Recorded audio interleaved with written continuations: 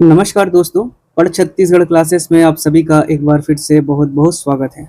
दोस्तों, जैसे कि आप सभी जानते हैं कि हम यहाँ पर आप लोगों को सीजी सेट और यूजीसी नेट का जो पेपर 1 है, जिसे हम टीचिंग और research aptitude general paper on teaching and research aptitude के नाम से जानते हैं, इसकी निःशुल्क क्लासेस प्रोवाइड करा रहे हैं। ध्यान रखेंगे दोस्तों, ये क्लासेस जो आपको यहाँ पे ऑनलाइन हम पढ़ा रहे हैं वो पूर्णतः निःशुल्क है और इसमें आपका पेपर 1 का जो एंटायर सिलेबस है ये कंप्लीट कराया जा रहा है दोस्तों। ठीक है, यूनिट वाइज हर चैप्टर्स को यहाँ पे क्लियर कराया जा रहा है, कंप्लीट कराया जा रहा है दोस्तों। तो आप लोग ज़रूर से इसे देखिएगा। जो लोग चैनल को सब्सक्राइब नहीं किए हैं, सबसे चैनल को सब्सक्राइब कर लेंगे दोस्तों। सब्सक्राइब करने के बाद बेल आइकन ज़रूर से दबाएंगे ताकि जब भी नया वीडियो अपलोड हो तो आप लोगों को नोटिफिकेशन के माध्यम से पता चल सके।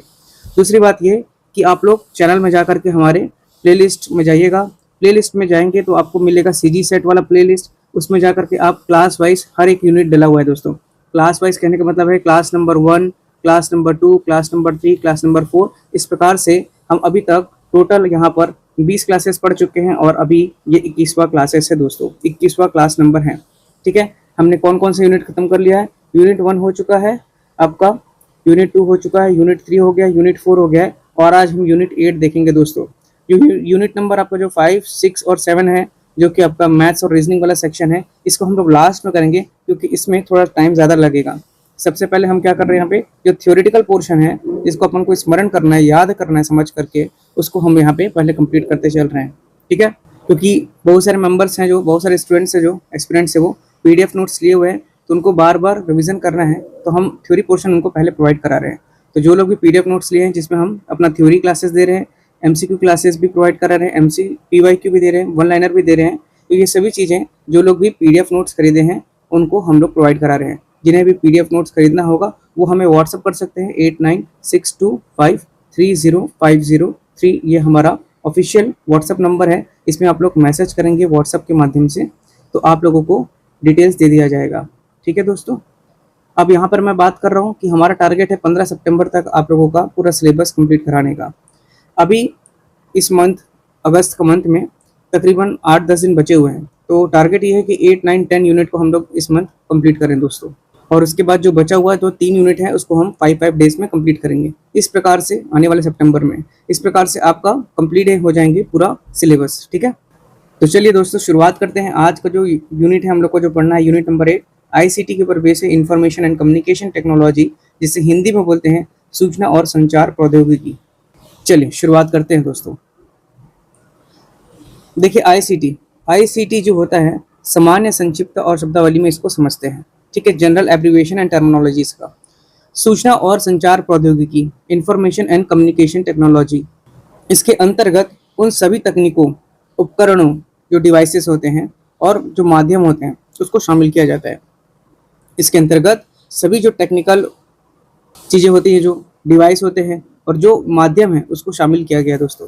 जो सूचना के प्रसंस्करण, जिसको बोलते हैं प्रोसेसिंग करना, संग्रहण मतलब होता है स्टोरेज करना, और प्रसारण मतलब होता है ट्रांसमिट करने में क्या करता है, मदद करता है इसको दोस्तों, सूचना को।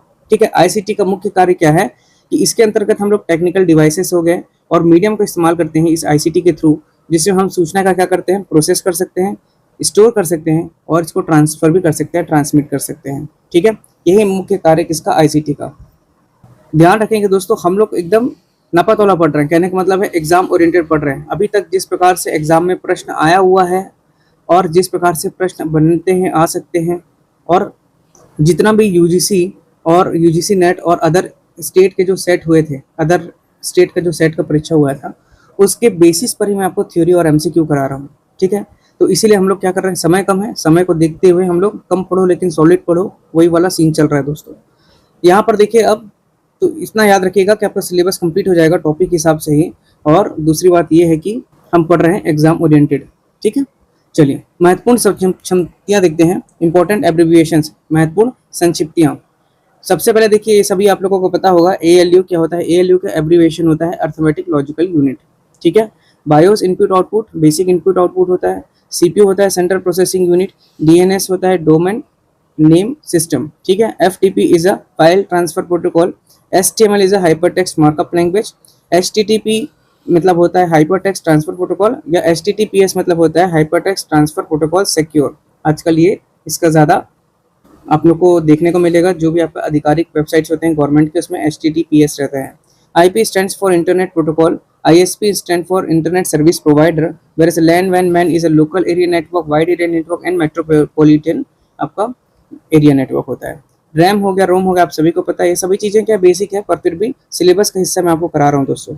Random access memory, read only memory, URL is a uniform resource locator, USB is a universal serial bus, VPN is a virtual private network, and WYSIWYG is what you see is what you get।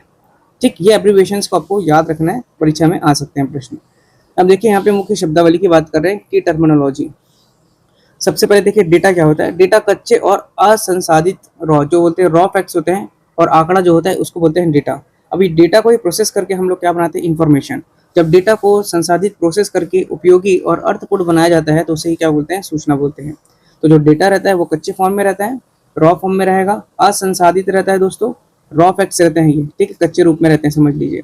और ये आंकड़ा रहते हैं, और इसको जब process करके हम लोग उसको सही सिस्टमेटिक तरीके से उपयोग करते हैं, अर्थपूर्ण बनाते हैं, तो वो क्या बन जाता है, इन्फॉर्मेशन। ठीक है। अगला देखिए ये है क्लाउड कंप्यूटिंग। ठीक है, क्लाउड कंप्यूटिंग इंटरनेट के माध्यम से डेटा को संग्रहण, सर्वर और डेटाबेस जैसे कंप्यूटर सेवाएं प्रदान करना, जैसे गूगल ड्राइव, आई क्लाउड। ठीक है, अभी आप लोग जैसे मोबाइल रिचार्ज कराते होंगे एयरटेल वगैरह का, जियो का, तो उसमें आपको 50 GB 100 GB क्लाउड स्टोरेज देता है। तो ये एक प्रकार का ऐसा स्टोरेज है जैसे आपको मोबाइल में डिवाइस फुल हो चुका है आपका, मतलब कि आपका हार्डवेयर में स्टोरेज की जो कैपेसिटी है वो भर चुकी है, पूर्ण हो चुकी है। तो उस ऐसी स्थिति में चाहें, या फिर आप बेसिकली भी चाहें, तो गूगल ड्राइव या आई क्लाउड में जा करके अपने जो भी डेटा हैं, फोटोज़ हैं, वीडियोस हैं, या जो भी आपके फाइल्स हैं, उसको आप लोग सेव कर सकते हैं। और ये कहाँ रहता है दोस्तों, सर्वर में। सर्वर में जाके स्टोर होता है, सर्वर का डेटाबेस बोलते हैं इसको। तो ये गूगल ड्राइव जैसे आप लोग देखेंगे आपके सभी के फ़ोन में भी रहता है। 15 GB तक का आप लोगों को ना गूगल में फ्री स्टोरेज की सुविधा दी जाती है। उसके बाद आप लोग परचेसिंग करके उसको बढ़ा सकते हैं, लेकिन ये क्या है, फ्री रहता है दोस्तों। 15 GB तक आप लोगों को निःशुल्क यहाँ पर गूगल ड्राइव में स्टोर कर सकते हैं डेटा को। तो ये एक प्रकार का स्टोरेज है क्लाउड कंप्यूटिंग। नेक्स्ट है मेलवेयर।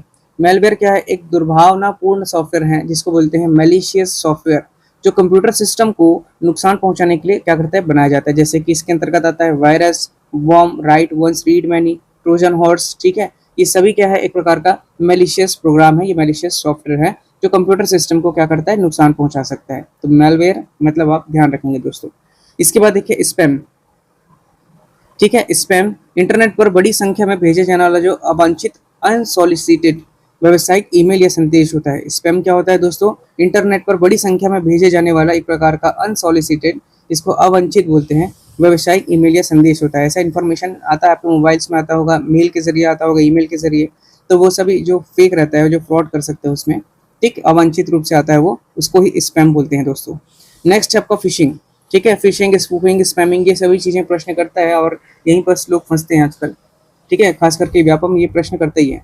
तो फिशिंग को समझ लीजिए अच्छे से। फिशिंग देखिए, धोखाधड़ी एक तरीका जिसमें, किसका, धोखाधड़ी का, जिसमें उपयोगकर्ता को नकली वेबसाइट या फिर संदेश के माध्यम से उनकी संवेदनशील जानकारी जैसे कि पासवर्ड, क्रेडिट कार्ड विवरण चुराने के लिए धोखा दिया जाता है। फिशिंग एक प्रकार का क्या है, धोखाधड़ी करने का एक तरीका है, जिसमें आपका नकली वेबसाइट बनाया जाता है, या फिर ऐसा इन्फॉर्मेशन भेजा जाता है जिसके माध्यम से आपका पासवर्ड हो गया या फिर क्रेडिट कार्ड की जो डिटेल्स हो गए, इसको चुराने का काम किया जाता है। ठीक है, तो ये हो गया फिशिंग, ध्यान रखिएगा इसको। ठीक है, अब देखिए यहाँ पर है इंटरनेट, इंट्रानेट, ईमेल और ऑडियो विजुअल्स कॉन्फ्रेंसिंग, जिसको बोलते हैं श्रव्य कॉन्फ्रेंसिंग। Internet, internet, email. अब देखिए इंटरनेट क्या होता है दोस्तों, इसकी मूलभूत बातें देख लेते हैं। इंटरनेट और इंटरनेट में अंतर देखिए। इंटरनेट और इंटरनेट मैं आपको पहले बताया था, इंटरपर्सनल कम्युनिकेशन पढ़ रहे थे और इंट्रा पर्सनल कम्युनिकेशन पढ़ रहे थे जब हम पिछली वीडियो में दोस्तों।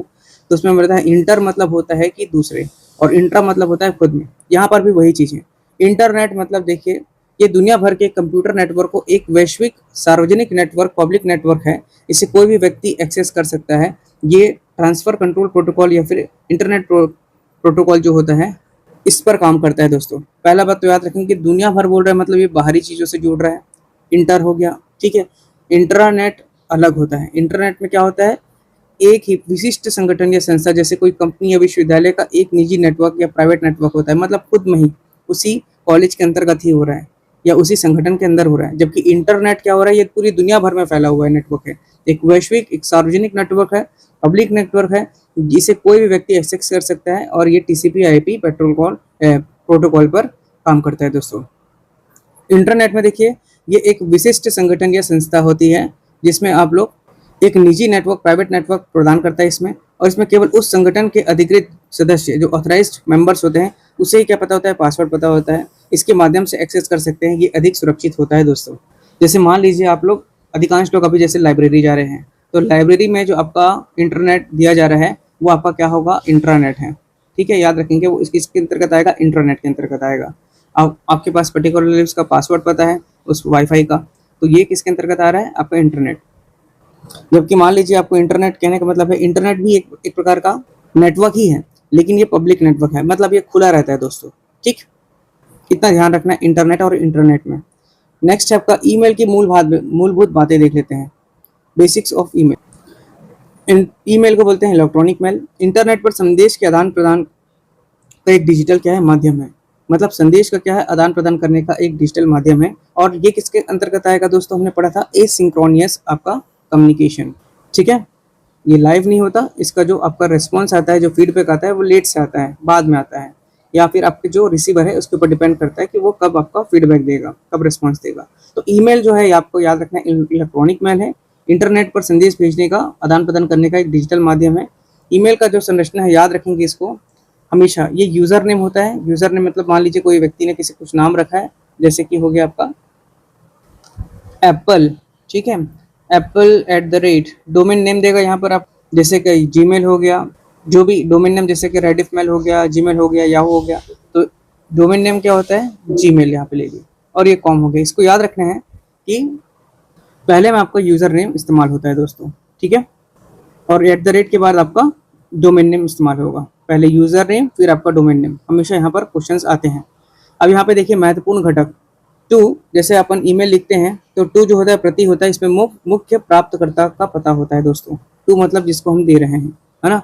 CC मतलब होता है कार्बन कॉपी, जो उन लोगों को पते जिन्हें आप संदेश के प्रति भेजना चाहते हैं। CC मतलब कार्बन कॉपी, मतलब टैग करना एक प्रकार से। मान लीजिए आपने किसको लिखा है, आपने छत्तीसगढ़ के आपके मुख्यमंत्री को मैसेज किया है। ठीक है, मैसेज करने के लिए आपने उनका कोई भी जो ID, मान लीजिए विष्णु देवसाय लिख लीजिए आपने। ठीक है, विष्णु देवसाय, ठीक, और @gmail.com जो भी है, और CC लगा देंगे। CC में भी अन्य लोगों का क्या करेंगे, अटैच कर देंगे ईमेल IDs। ठीक है, तो इस प्रकार से क्या होता है, इसके क्या जाएगा, प्रति भेजना, कॉपी भेजना है। इसमें सभी के प्राप्तकर्ता देख सकेंगे कि ईमेल किसे और भेजा गया है और ईमेल में क्या है उसके इन्फॉर्मेशन। BCC मतलब होता है ब्लाइंड कार्बन कॉपी, उन लोगों के पते जिन्हें गुप्त रखे रूप से शामिल किया जाता है। ठीक है, BCC ऑप्शंस रहता है, ये उन लोगों को भेजना रहता है जो गुप्त रूप से इसमें शामिल किया जाता है दोस्तों।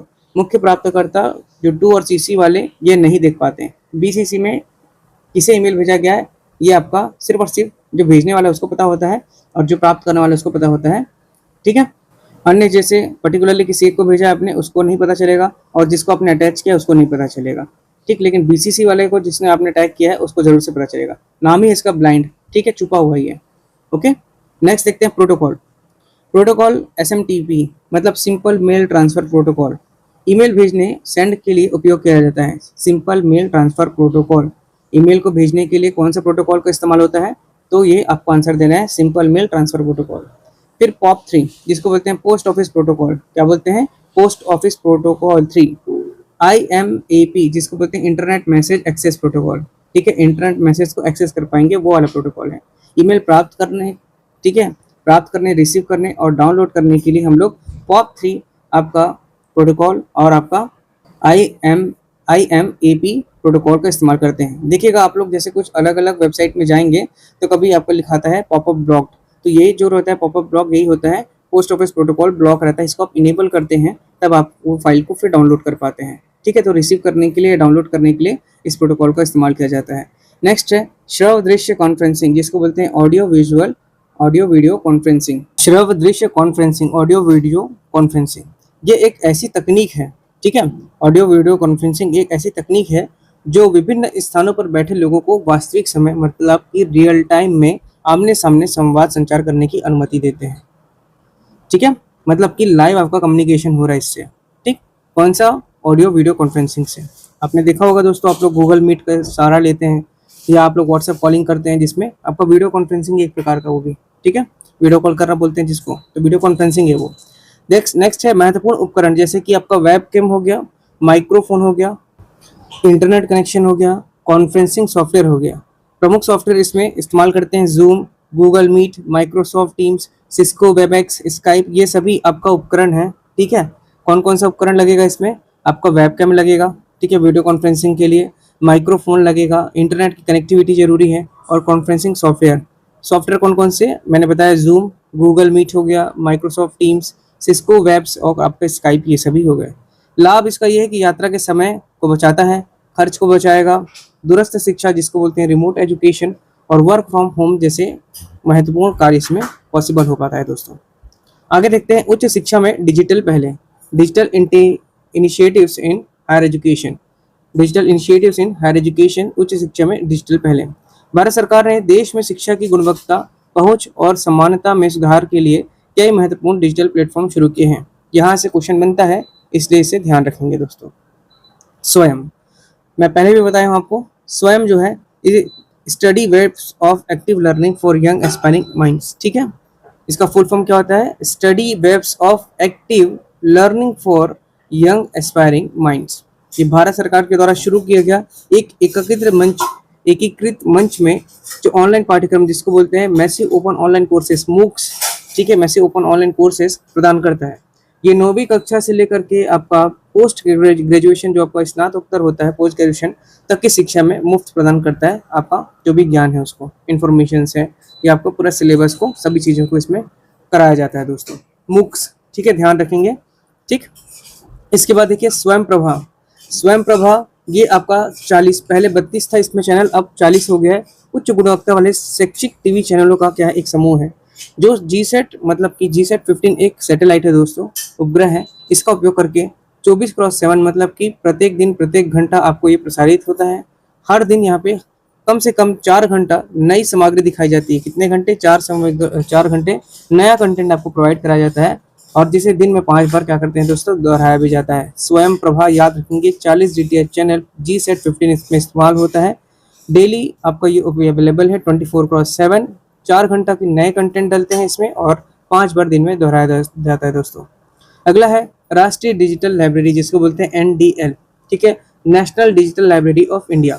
ये एक वर्चुअल, ठीक है, वर्चुअल आभासी रिपोजिटरी है, ठीक है, वर्चुअल रिपोजिटरी है जिसमें केवल एकल खिड़की सिंगल विंडो खोज सुविधा के लिए 7 लाखों शैक्षिक पुस्तकें, शोध पत्र रहता है, ऑडियो वीडियो आपका संसाधन उपलब्ध है।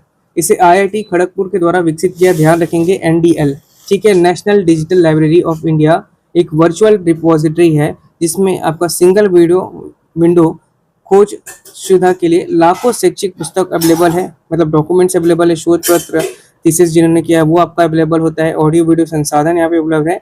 इसको बनाने वाले IIT खड़गपुर के द्वारा विकसित किया गया है, बनाने वाले जो है, ठीक है।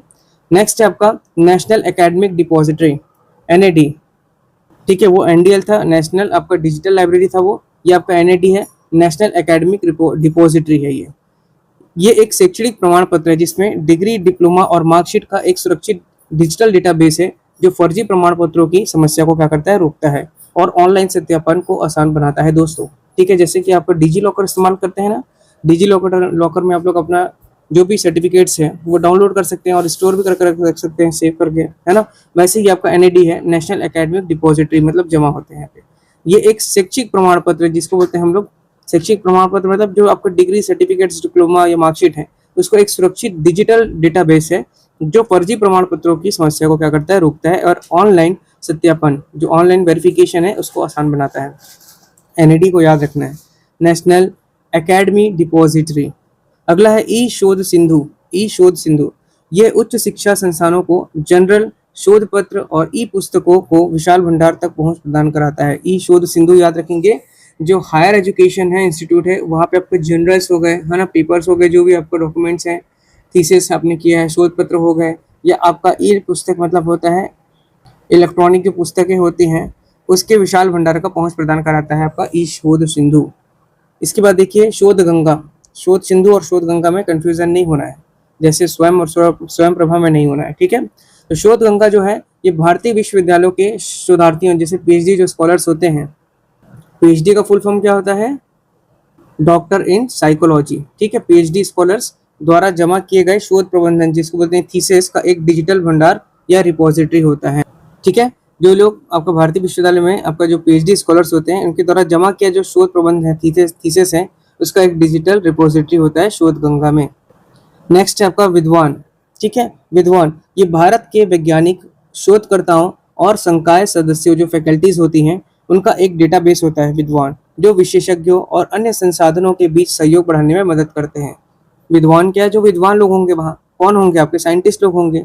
ठीक है, जो फैकल्टीज हैं वो होंगे, जो शोधकर्ता हैं वो रहेंगे, उनका एक विशाल डेटाबेस होता है इसमें, जो विशेषज्ञों, स्पेशलिस्ट या अन्य संसाधन हैं, उनके बीच सहयोग मदद करने में काम करते हैं दोस्तों इन लोग, विद्वान लोग। ठीक है, नेक्स्ट है ई कल्प, ई कल्पा या ई कल्प बोलते हैं इसको। डिजाइन शिक्षा के लिए एक डिजिटल पहल है दोस्तों।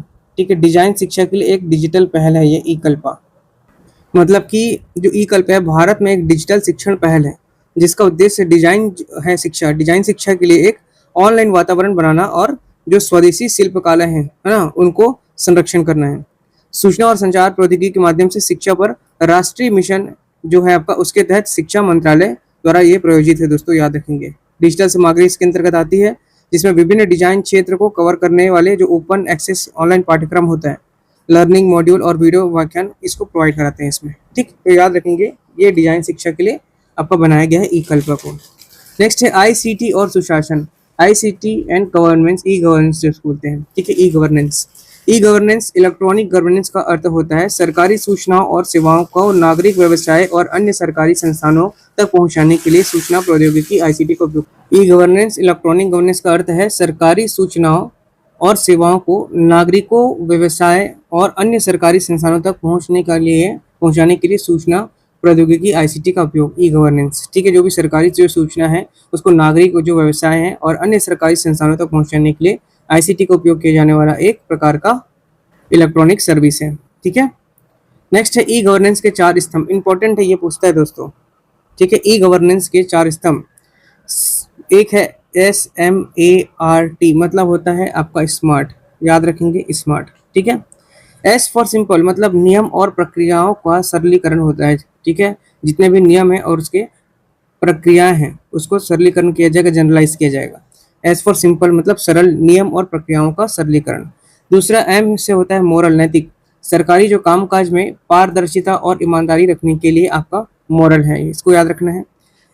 A से होता है अकाउंटेबल, मतलब जवाबदेह, प्रशासन को जनता के प्रति क्या है, जवाबदेह बनाना होता है।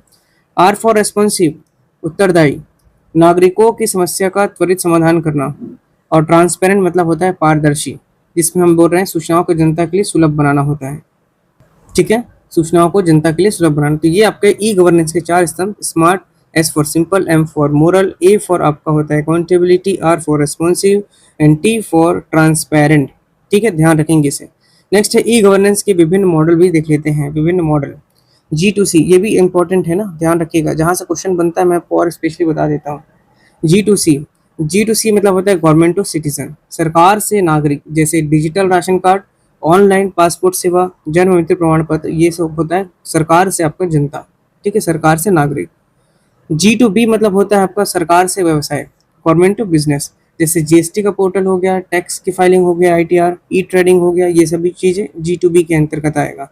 ठीक है, इसके G2G मतलब government to government, government to government आपका एक सरकारी विभाग से दूसरे सरकारी विभाग, जैसे कि आपका केंद्रीय और राज्य सरकारों के बीच डेटा का आदान प्रदान होता है, इसको G2G बोलते हैं। और लास्ट है G2E मतलब गवर्नमेंट टू एम्प्लॉय, मतलब सरकार से कर्मचारी जो होते हैं, जैसे ऑनलाइन वेतन पर्ची हो गया, भविष्य निधि ड्राफ्टिंग, ये सब। तो ये सभी चीज़ें आपका ई गवर्नेंस के क्या मॉडल्स हैं। G2 आपका कितने मॉडल देख लिए हमें, 1 2 3 4 और एक हो गया 4 मॉडल हमने देखा इसमें। G2C, G2D, B for business, पहले आपका हो गया citizen, G2C, G2B business, G2G government and G2E, G2C, G2B, G2G, G2E। ठीक, नेक्स्ट भारत में प्रमुख ई गवर्नेंस पहले देख लेते हैं दोस्तों, इंपॉर्टेंट है। सभी जितने भी मैं बता रहा हूँ ना, आपको कम पढ़ो सॉलिड पढ़ो वाला सीन चल रहा है यहाँ पर। ठीक है, एकदम फैक्चुअल चीजें पढ़ रहे हैं जो परीक्षा उपयोगी है आपका। डिजिटल इंडिया भारत को डिजिटल रूप से सशक्त समाज और ज्ञान अर्थव्यवस्था में बदलने के लिए 2015 में शुरू किया गया एक व्यापक कार्यक्रम है। ध्यान रखें, भारत में प्रमुख ई गवर्नेंस पहले जो हैं डिजिटल इंडिया कब शुरुआत हुआ था डिजिटल इंडिया का भारत में? तो डिजिटल इंडिया भारत को डिजिटल रूप से सशक्त और समाज और ज्ञान अर्थव्यवस्था में बदलने के लिए 2015 में शुरू हुआ था। तो याद रखेंगे डिजिटल इंडिया कब शुरू हुआ? 2015 में शुरू हुआ आपका, ठीक। डिजिटलाइजेशन, उमंग ऐप, ध्यान रखेंगे Umang app, unified mobile application for new age, ठीक, new age governments, okay. Umang मतलब हो गया unified mobile application for new age governance, एक मोबाइल ऐप जो नागरिकों को केंद्र, राज्य और स्थानीय स्तर की सैकड़ों सरकारी सेवाओं एक ही स्थान पर प्रदान करता है। कौन सा ऐप? उमंग ऐप। उमंग एक प्रकार का एप्लीकेशन है, सॉफ्टवेयर है, एप्लीकेशन है, सेट ऑफ प्रोटोकॉल्स है, जिसमें आप केंद्र, राज्य और स्थानीय जो स्तर के जो सैकड़ों जो सरकारी सेवाएं हैं उसको आप वहां से प्राप्त कर सकते हैं एक ही स्थान पर, ठीक। नेक्स्ट है डिजी लॉकर। आपको बताया मैं अभी, डिजी लॉकर नागरिकों को क्लाउड आधारित मतलब समझ रहे हो, स्टोरेज बेस्ड प्लेटफॉर्म पर अपने महत्वपूर्ण जो दस्तावेज है जैसे Aadhaar card, driving licence, PAN card, 10th 12th marksheet, government आपका जो ग्रेजुएशन, पोस्ट ग्रेजुएशन के और जो भी आपके सर्टिफिकेट्स हैं उसमें प्रोवाइड कराया जाता है, पैन कार्ड वगैरह ये सभी चीज़ें, ये डिजिटल रूप से सुरक्षित रखने और सत्यापित करने की सुविधा देता है। मतलब आप इसको दिखा करके कहीं भी आप वेरिफिकेशन करवा सकते हैं दोस्तों।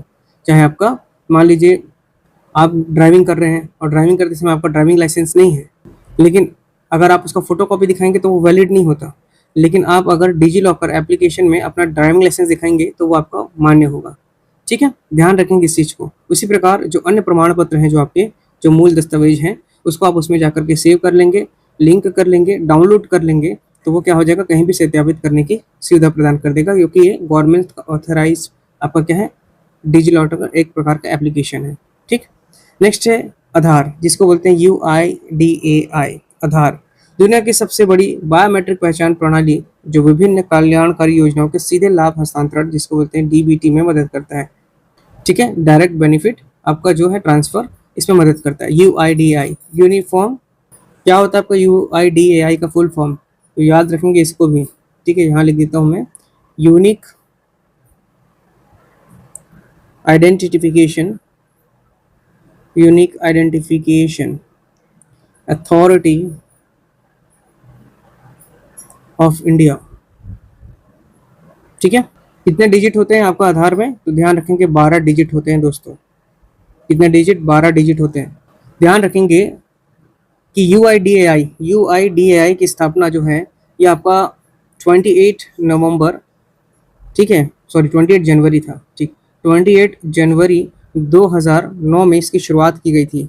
कब हुआ था इसकी स्थापना हुआ था दोस्तों। किसकी बात कर रहा हूँ मैं? Unique identification authority of India, UIDAI, ठीक।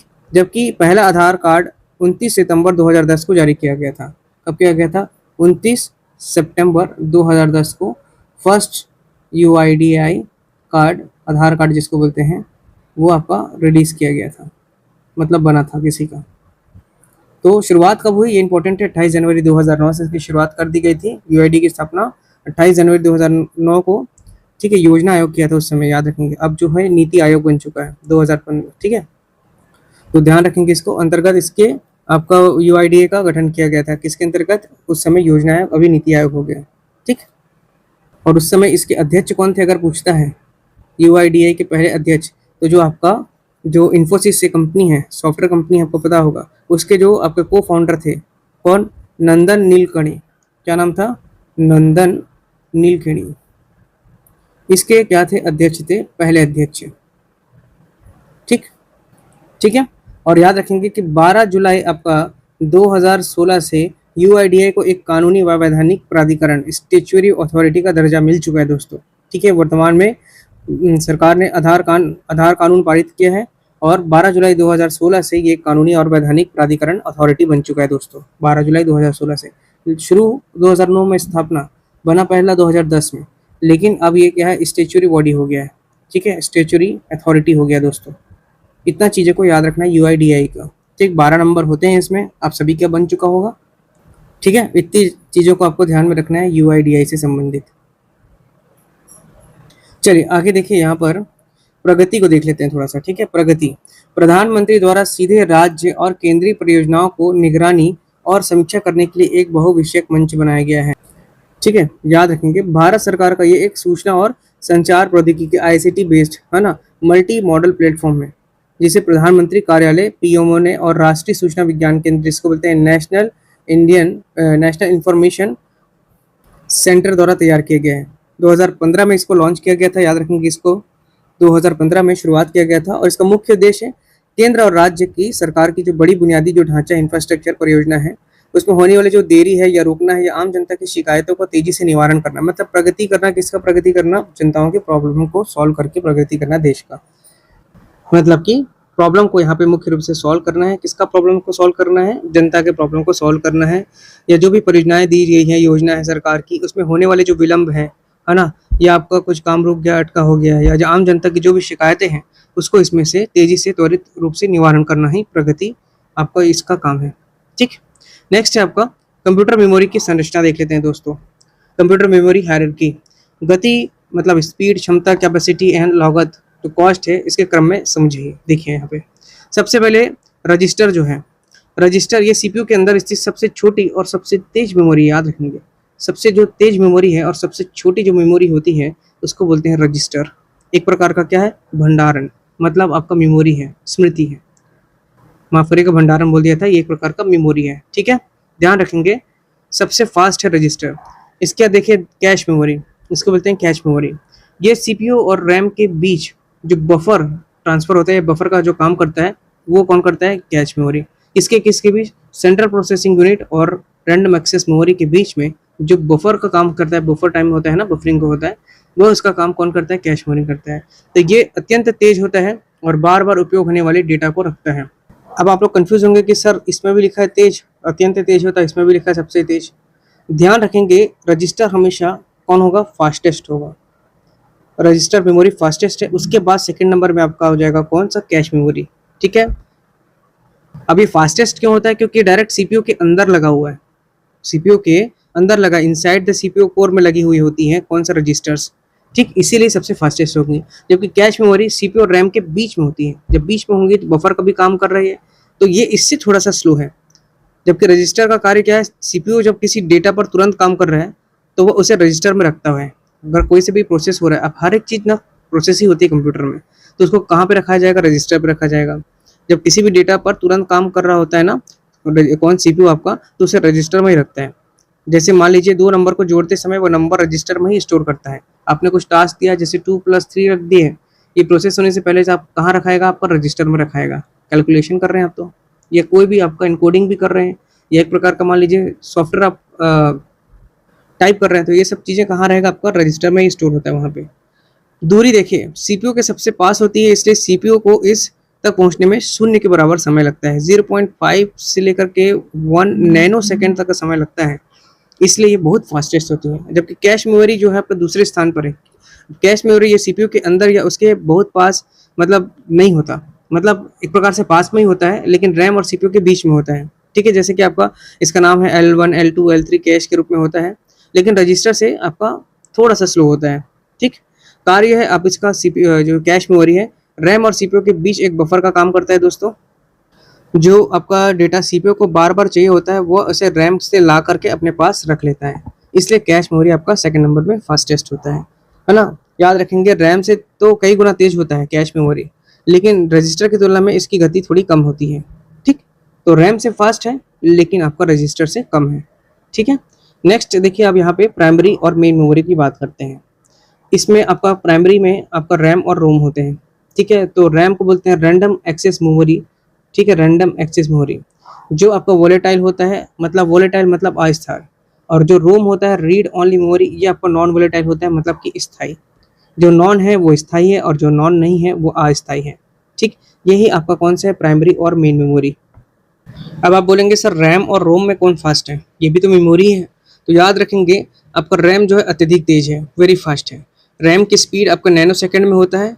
आधुनिक जो रैम है ना, जैसे आपका DDR4, DDR5, इसका डेटा ट्रांसफ़र रेट बहुत अधिक होता है, लगभग 20,000 से 60,000 के आसपास आपका मेगाबाइट्स पर सेकंड तक इसमें डेटा ट्रांसफ़र होता है। और इसका जो कंप्यूटर का या मोबाइल चालू होता है जब भी मान लीजिए, तो जो भी ऐप्स हैं, जैसे आपने सिस्टम ऑन किया अपना, या मोबाइल ऑफ करके ऑन किया तो जो भी एप्लीकेशंस हैं, गेम्स हैं, जो फाइल्स हैं वो उसमें खुली होती हैं और उनका डेटा रैम में चलता रहता है। सीपीयू सीधे रैम से बहुत तेज़ी से डेटा ले लेता है दोस्तों। तो सबसे फास्ट रजिस्टर, सेकंड नंबर पे कैच, तीसरे नंबर पे आपका हो गया रैम। ठीक है। और रैम एक प्रकार का वोलेटाइल मेमोरी है, यानी कंप्यूटर बंद होता है तो इसकी डेटा भी क्या हो जाती है, उड़ जाती है, खत्म हो जाती है। अब बात करें रोम की, रोम। ठीक है। रोम जो होता है रीड ओनली मेमोरी होता है। इसकी गति, रोम की जो है गति जो है, डेटा पढ़ने की गति रैम की गति की तुलना में बहुत धीमी होती है। इसका कार्य कंप्यूटर को चालू करने वाले जो जरूरी निर्देश जैसे कि बायोस बोलते हैं, बेसिक इनपुट आउटपुट, जो आपका सिस्टम होता है या बूट स्ट्रैप लोडर होता है एक प्रकार का, इसको स्थायी रूप से स्टोर होता है। ये क्या होता है, एक बार जब सिस्टम आपका बनता रहता है उसी समय आपका कॉन्फ़िगरेशन में इसको डाल दिया जाता है रीड ओनली मेमोरी को। तो एक प्रकार का स्थायी रूप से स्टोर होता है और इसका काम केवल सिस्टम को बूट करना रहता है, स्टार्ट करना होता है और शुरुआती सेटिंग्स को लोड करना रहता है। ठीक। तो ये आपका रैम के कंपैरिजन में स्लो होता है दोस्तों। अब बात करें सेकेंडरी मेमोरी। अब देखिए यहाँ पर बात हो रही है सेकेंडरी मेमोरी की। किसकी बात हो रही है, सेकेंडरी मेमोरी। ये सबसे धीमा होता है लेकिन सबसे अधिक भंडारण क्षमता वाला होता है दोस्तों। जैसे HDD, SSD, ये पेन ड्राइव, मतलब इनका स्टोरेज कैपेसिटी बहुत ज़्यादा है लेकिन ये क्या है, स्लो होते हैं। किसके कंपैरिजन में, रैम, रोम, कैश, ये सब के कंपैरिजन में, रजिस्टर के कंपैरिजन में। ठीक है।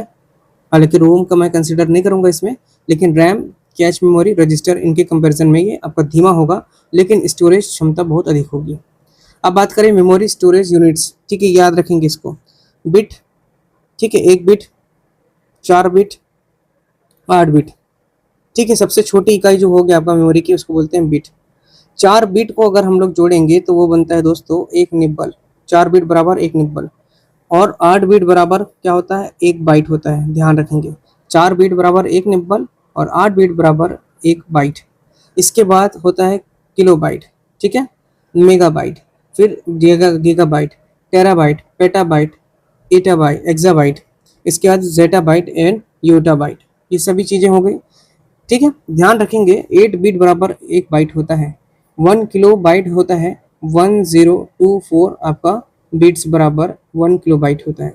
1024 आपका केबी बराबर 1 MB होता है।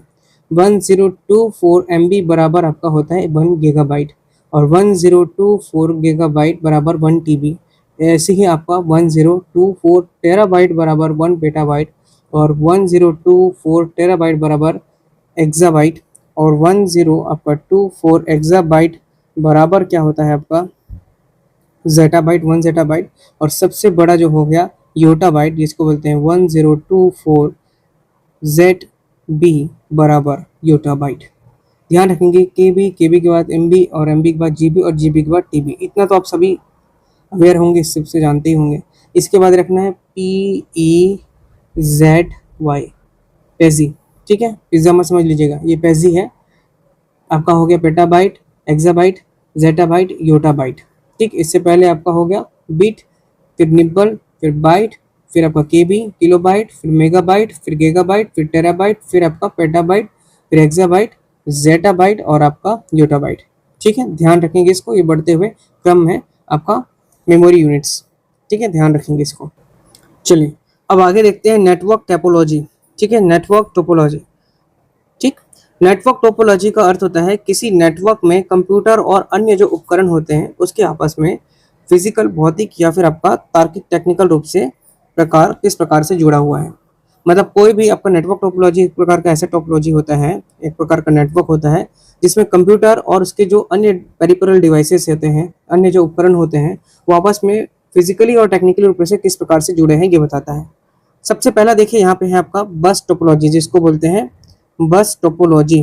ठीक, सभी कंप्यूटर एक ही अगर मुख्य केबल बैकबोन से जुड़ा हुआ होता है तो उसको बोलते हैं बस टोपोलॉजी। यदि मुख्य केबल खराब हो गया तो पूरा नेटवर्क ठप हो जाएगा। तो मान लेंगे आप कि एक मेन केबल से पूरा आपका सिस्टम जो है आपका जुड़ा हुआ है, इसे ही बोल रहे हैं दोस्तों आपका क्या, बस टोपोलॉजी। ठीक, इसके बाद दूसरा है आपका स्टार टोपोलॉजी। ठीक है, स्टार टोपोलॉजी, सभी उपकरण एक केंद्रीय हब से जुड़े होते हैं। ठीक है, एक केंद्रीय हब से जुड़ा रहेगा या स्विच से जुड़ा होता है, जो वर्तमान स्थानीय जो नेटवर्क है जैसे लैन है इसका सबसे अधिक उपयोग होता है। मतलब ये आपका क्या हो गया, एक प्रकार का सबसे पहला एक मेन स्विच है, मेन हब है, और यहाँ से आपका इस प्रकार से अलग अलग जुड़ा हुआ है दोस्तों कंपोनेंट्स, है ना। तो इसलिए इसको बोलते हैं आपका क्या, स्टार टोपोलॉजी। स्थानीय नेटवर्क जैसे कि लैन है इसके अंतर्गत आता है दोस्तों। इसके बाद बात करेंगे हम लोग रिंग टोपोलॉजी। ठीक है, रिंग टोपोलॉजी, प्रत्येक कंप्यूटर अपने आसपास के दो कंप्यूटर से गोलाकार आकृति में जुड़ा होता है। ठीक है, मतलब एक प्रकार का यहाँ पर एक सिस्टम जुड़ा है तो दूसरा यहाँ पे जुड़ा है, तीसरा यहाँ पे जुड़ा है, तो ये इससे कनेक्टेड है ना, ये वाला इससे कनेक्टेड है, फिर ये वाला इससे कनेक्टेड है, फिर इस प्रकार से इससे और ये इससे कनेक्टेड है, तो ये आपका रिंग का फॉर्म कर रहा है। तो प्रत्येक कंप्यूटर अपने आपस वाले दो कंप्यूटर से गोलाकार आकृति में जुड़ा होता है, जिससे अपना टोकन डेटा टोकन के रूप में एक ही दिशा में यात्रा कर सकता है, या तो इधर करेगा या फिर इधर करेगा। ठीक है, इसको बोलते हैं रिंग टोपोलॉजी हो गया। मैश टोपोलॉजी, ठीक है, सुरक्षित और भरोसेमंद नेटवर्क है। इसमें प्रत्येक कंप्यूटर नेटवर्क के अन्य सभी कंप्यूटर से सीधा क्या होता है, जुड़ा हुआ होता है। यदि एक मार्ग हो जाए बंद तो फिर दूसरा मार्ग आ जा सकता है। ठीक है, अगर एक तरह से कम्युनिकेशन ठप हो जाए, नेटवर्क कम्युनिकेशन कहते हैं, ट्रांसफर आपका जो डेटा का जो ट्रांसफर है वो होना बंद हो जाए, तो क्या होगा, दूसरे तरफ से मार्ग खुल जाता है। इसको ही बोलते हैं मैश टोपोलॉजी। ठीक है, सुरक्षित और ये सबसे भरोसेमंद भी रहता है, मतलब इधर से काम नहीं बना तो दूसरी तरफ से बना लेंगे। फिर है आपका ट्री टोपोलॉजी। ट्री टोपोलॉजी ये स्टार और बस टोपोलॉजी का संयोजन है, कॉम्बिनेशन है। किसका किसका, स्टार और बस का, जो एक पेड़ की शाखाओं की तरह दिखता है। मतलब कि आपका क्या हो गया, इधर से निकला, इधर से निकला, इधर से निकला, इधर से निकला, इस प्रकार से। ठीक, तो ये किसके अंतर्गत आ गया, ट्री टोपोलॉजी के अंतर्गत आ गया। याद रखेंगे नेटवर्क टोपोलॉजी में आपका बस टोपोलॉजी है, ठीक है, आपका स्टार टोपोलॉजी है, मैश टोपोलॉजी है, रिंग टोपोलॉजी है और ट्री टोपोलॉजी है। 5 प्रकार का हमने देखा, 1 2 3 4 और 5। कितने नेटवर्क टोपोलॉजी हो गए, 5। ध्यान रखिएगा इसको। ठीक, चलिए, तो आज का सेशन यहीं पर ही समाप्त कर रहे हैं दोस्तों, क्योंकि वीडियो काफ़ी लंबा हो जाएगा। आगे वाले नेक्स्ट वाले वीडियो में हम लोग पढ़ेंगे उच्च शिक्षा के डिजिटल पहलों के नवीनतम अपडेट्स जो है करंट अफेयर्स से 2025-26 से संबंधित है। इसके बाद हम लोग आगे आपका ई गवर्नेंस के लाभ और प्रमुख चुनौतियाँ भी देखेंगे। इसके बाद हम लोग फिर आपके कंप्यूटर आर्किटेक्चर और उसके डेटा रिप्रेजेंटेशन को समझेंगे। फिर हम लोग डेटा संचार नेटवर्क और इंटरनेट प्रोटोकॉल को देखेंगे, किस प्रकार से नेटवर्क संचार के समझने के लिए 7 परतों का जो वैचारिक ढांचा है उसको समझेंगे। और फिर हम लोग महत्वपूर्ण प्रोटोकॉल को उसके साथ पढ़ेंगे, मैच द फॉलोइंग करते हुए। साइबर सुरक्षा, मेलवेयर का प्रकार, तकनीकी, ये सभी नेक्स्ट सेशन में करेंगे। और उच्च शिक्षा के डिजिटल पहले के सूक्ष्म वर्गीकरण भी देख लेंगे हम लोग। ठीक है, जिसमें आपका रिसर्च इंफ्रास्ट्रक्चर, शोध चक्र आएगा, IRINS आएगा, फॉसी आएगा, ई यंत्र। ठीक, ये सभी चीज़ों को हम लोग आगे नेक्स्ट क्लास में पढ़ेंगे। तो चैनल पर बने रहिएगा। यदि वीडियो अच्छा लगे तो लाइक जरूर करिएगा दोस्तों। आप लोगों के एक लाइक से हम लोगों को क्या होता है, मनोबल बढ़ता है, फीडबैक मिलता है। ठीक है, तो ये देखिए लेटेस्ट टेक्निकल जो आपके ट्रेंड्स हैं वो भी जो नेट पे पूछे जा रहे हैं, मैंने उसको अलग से स्पेसिफाई कर दिया है। Web 3.0, IoT, AI, ML, machine language, ये सभी चीज़ें हम लोग आगे की क्लास में पढ़ेंगे दोस्तों। स्पैमिंग, फिशिंग, स्पूफिंग क्या होता है इसको भी देख लेंगे। NEP 2020 से संबंधित कुछ कुछ प्रश्न बन रहा है ना, इसको अगले क्लास में हम लोग डिटेलिंग के साथ पढ़ेंगे दोस्तों। चलिए, तो मिलते हैं अगले सेशन में। यदि वीडियो अच्छी लगे तो लाइक करेंगे दोस्तों, अधिक से अधिक शेयर कर देंगे। और जिन्हें भी PDF नोट्स लेना है, अभी भी ऑफर चल रहा है दोस्तों, आप लोग ले सकते हैं कम प्राइस में। व्हाट्सअप करेंगे 8962530503 पर, तो आप लोगों को PDF नोट्स दे दिया जाएगा, जिसमें आपका थ्योरी भी रहेगा, प्लस MCQ रहेगा, प्लस आपको वन लाइनर रहेगा, और अंत में हम लोग सिलेबस के बाद आपको टेस्ट पेपर भी देंगे दोस्तों। ठीक है, तो चलिए, जिसको भी लेना होगा वो व्हाट्सअप करेंगे इस नंबर पे, जा करके व्हाट्सअप करना है इस नंबर पर। ठीक है, 1000 से अधिक लोगों ने लिया है, और जो लोग लिए हैं दोस्तों उन लोगों से रिक्वेस्ट है कि आप लोग पुराना पढ़ते जाइएगा, रिवीजन करते जाइएगा। ठीक है, टारगेट है हमारा कि 15 सितंबर तक हम आप लोगों को यहाँ पे कोर्स कंप्लीट करा दें, और उसके बाद आपको मैराथन क्लासेस चलेंगी, जिसमें हम लोग नंबर ऑफ क्वेश्चंस करते चलेंगे कंटिन्यूसली। ठीक है, चलिए, तो अगले वीडियो में मिलते हैं दोस्तों। जय हिंद, जय भारत, जय छत्तीसगढ़, धन्यवाद।